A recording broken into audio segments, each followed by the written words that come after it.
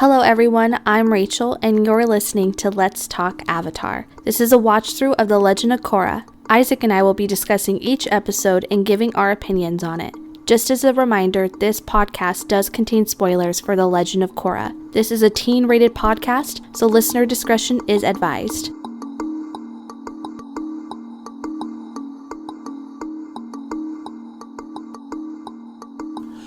Welcome back, everyone, to the Let's Talk Avatar podcast. My name is Isaac. And my name's Rachel. And today we will be talking about the last episode of Season 3 of The Legend of Korra. I believe it's episode 13, and it is titled Venom of the Red Lotus. So appropriate.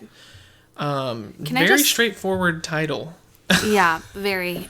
I feel like we've been waiting for this moment all of season 3, like to get to this episode, but now it's here. It's such a bittersweet moment, you know, because it's like we want to get into season 4 definitely, but ending season 3, you're like, we've been doing it for so long, you know, we've been watching it and talking about it, and now it's coming to an end. But I feel that way after every season that we watch. Yeah, same.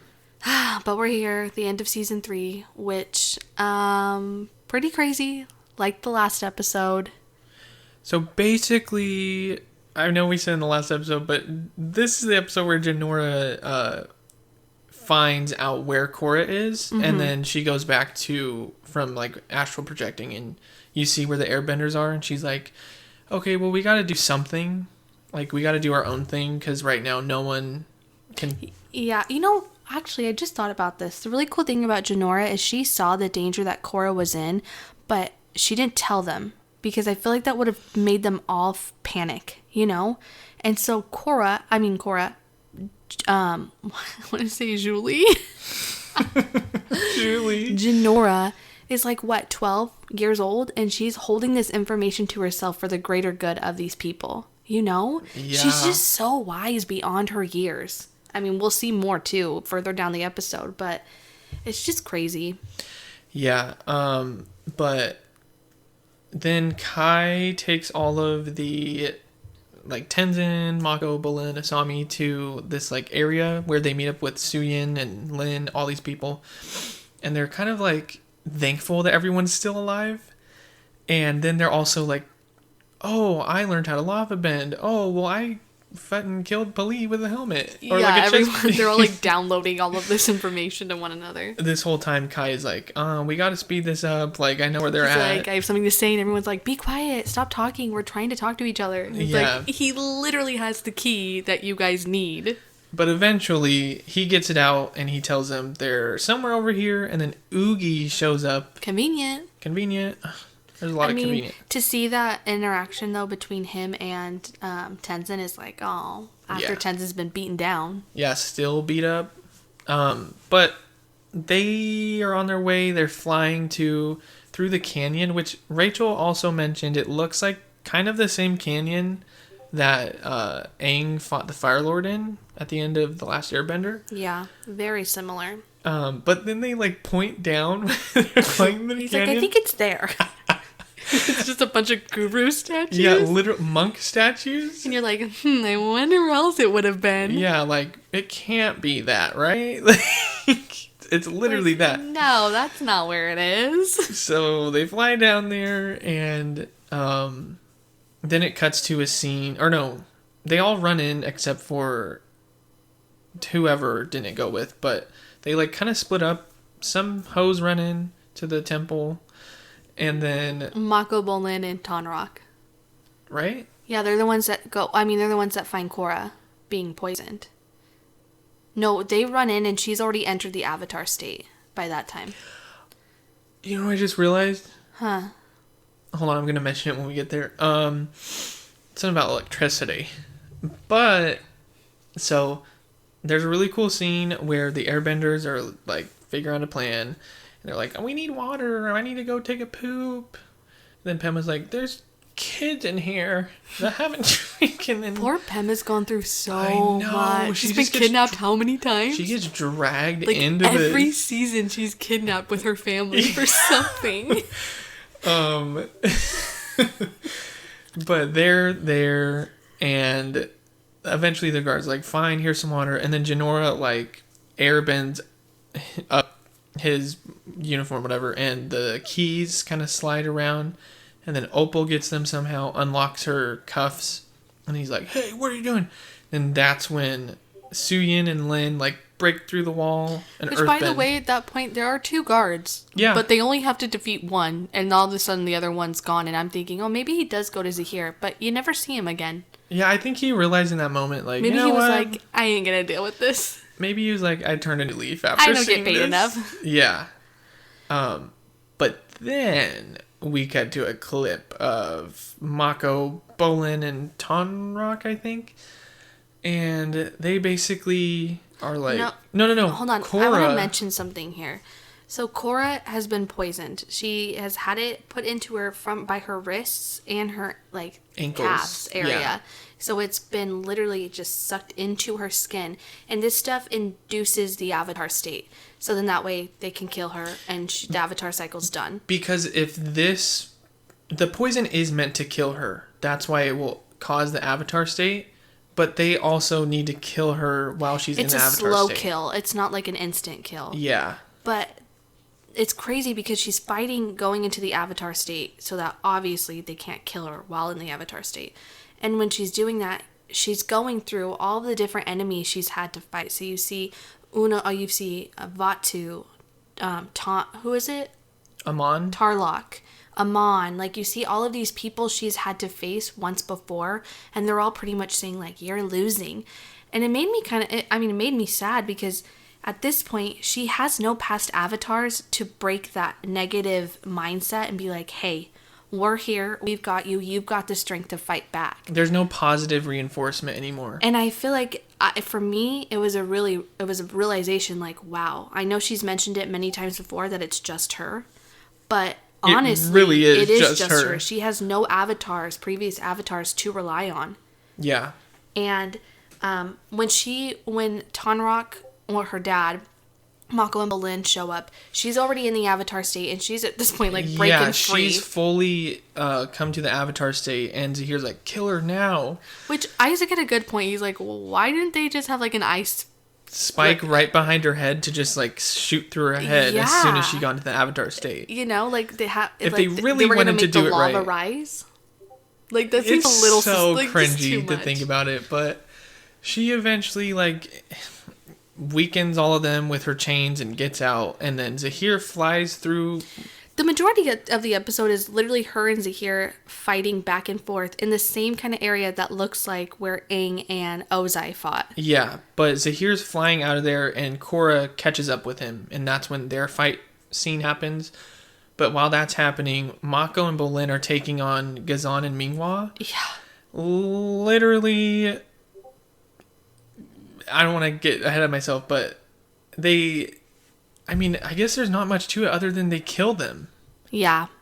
But can we talk about the way that Ghazan basically kills himself because he's like, I'm not going to prison again. I know I'm not going to make it out alive. Or if I do, I'm going to prison. So I'm just going to kill myself. Yeah. Or he was like, if I'm not going to make it, you aren't either. So he literally... Okay, but before that, Minghua and Mako are fighting. Mako almost kills her right there. And then she's like, and so she like falls conveniently into a whole like grotto of water. Yeah. So Mako falls down. He's like, crap, because she's right behind him with all this water now and is about to kill him. But then he like gets away just in time for him to electrocute the water and literally electrocutes her to death. Honestly, knowing that, if you have the ability to bend electricity, you are OP against waterbenders. Yeah. Like, you're OP. And she dies right there. I mean, think about how many different arms of water she has coming at him, and he electrocutes just one of them, and she's entirely shocked, you know? Yeah. Makes me wonder why he didn't do it before. I know. Like, you had plenty of moments to do this. Maybe in those moments, he wasn't thinking about it. But I was saying, with Asami, she probably could have done that. Oh, yeah, with her glove. I don't think it would have...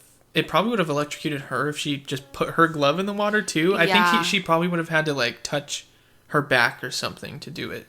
Yeah. While she had water. Yeah. Yeah, because Mako had to jump up, obviously, away from the water and electrocute it. But, I mean, these moments you're thinking, like, well, thank God they're finally gone. These people that we've been fighting against for so long.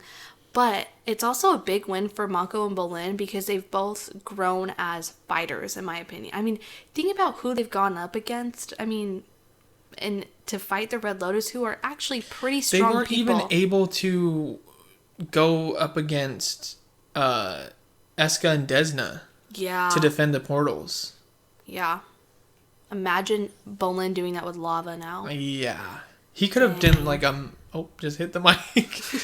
He could have done like a moat of lava around the portal or something. That would have been cool to see, but obviously... Or even a wall of lava, because remember, he held that wall up. True.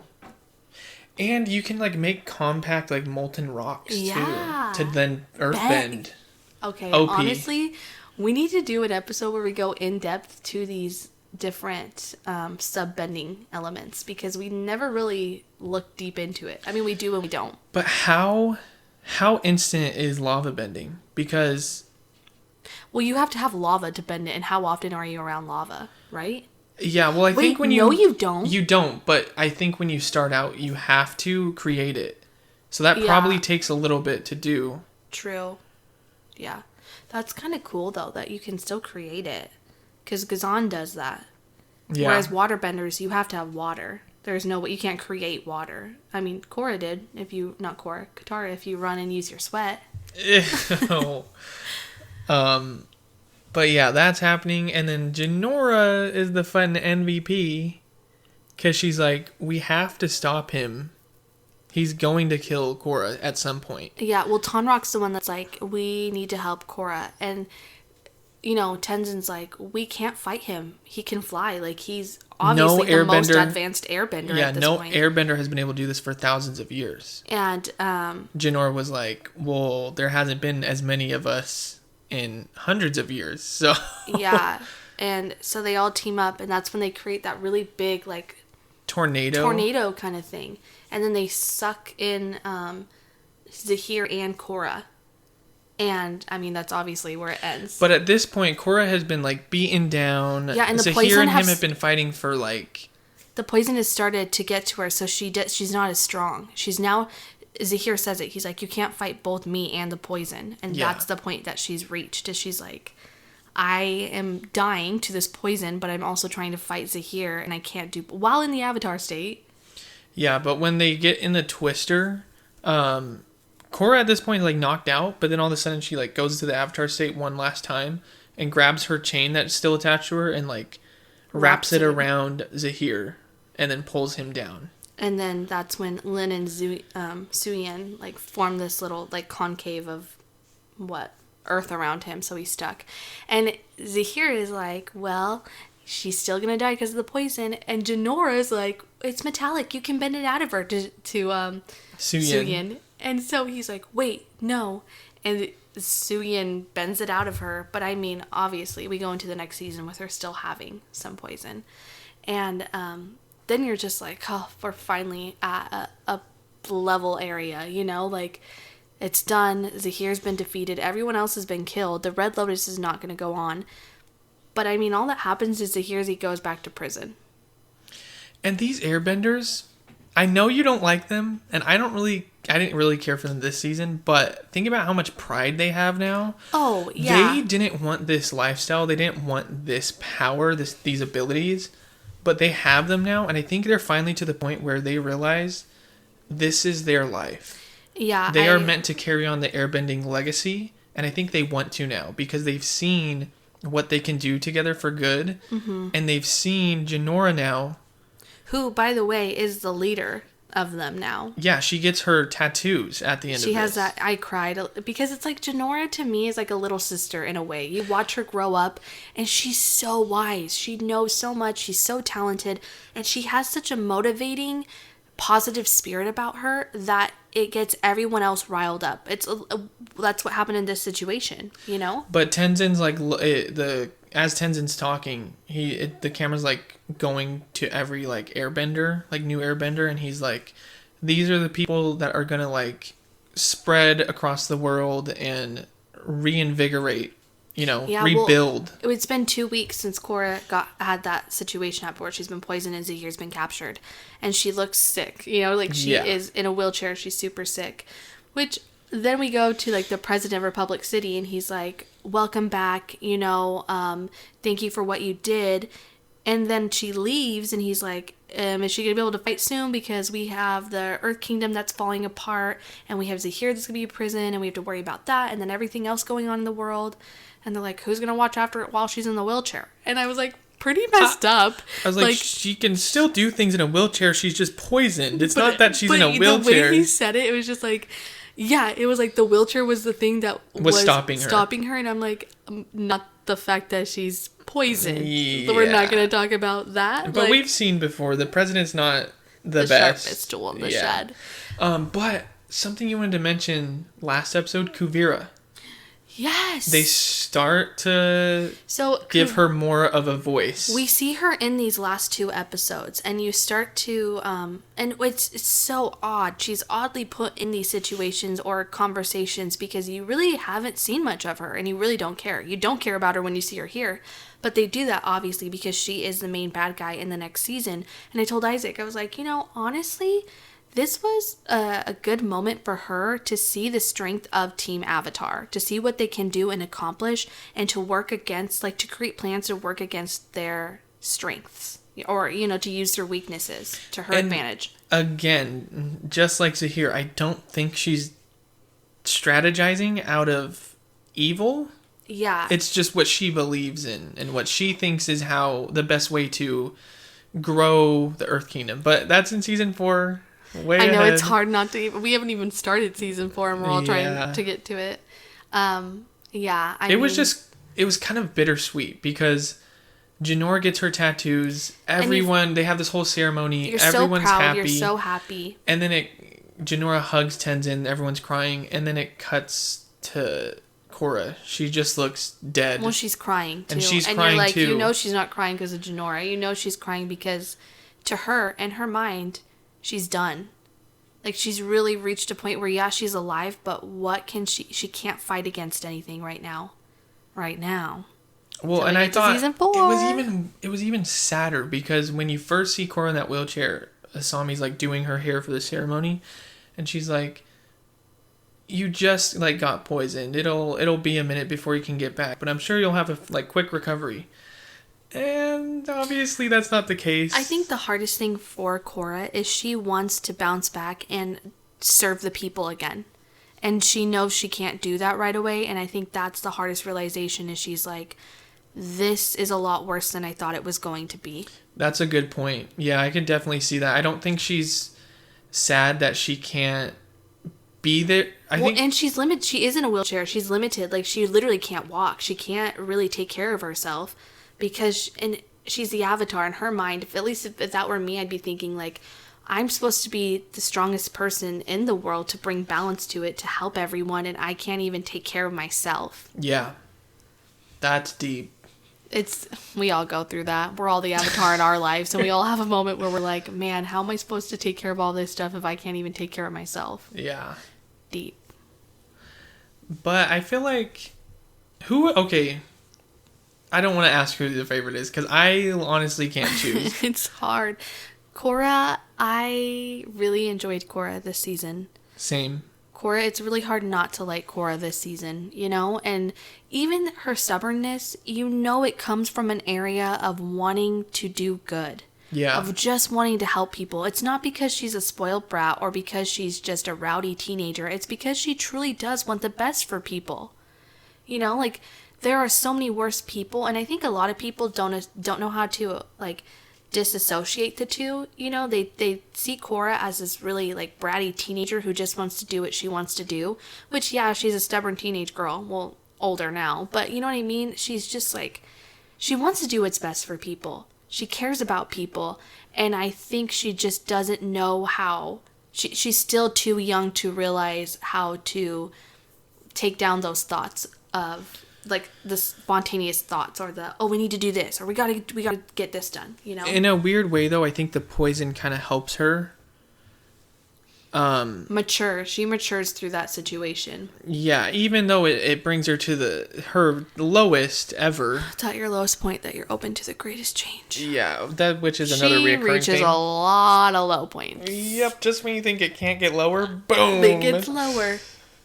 Yeah. It's pretty sad. It is. Isaac and I talked about it. It's a pretty depressing ending. It's bittersweet. You're happy that Jinora has her arrows and is a airbending master, but then you're also like, Korra, you know? I'm so glad I didn't watch this when it aired, because I could not wait like years for the next season. I'd be like, okay, it's over. Like, Yeah, same. There's no what else. I don't know how we ever used to wait for episodes when we were kids, you know?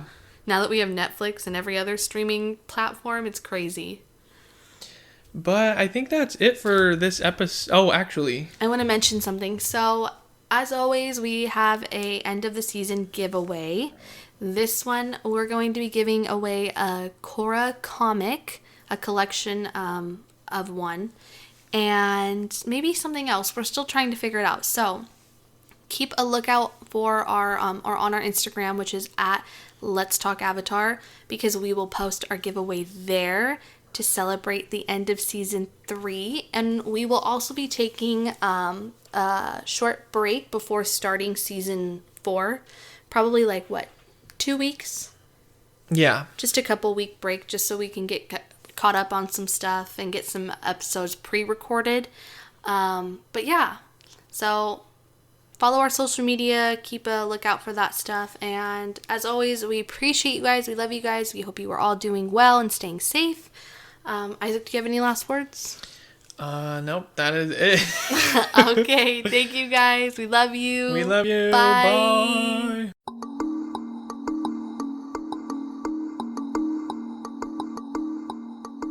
Thank you so much for listening to today's episode. You can find us on our website at nonessentialmedia.com, on Twitter at Let's Avatar, and on Instagram at Let's Talk Avatar. Join us next week for another episode. And as always, thank you so much for all your support.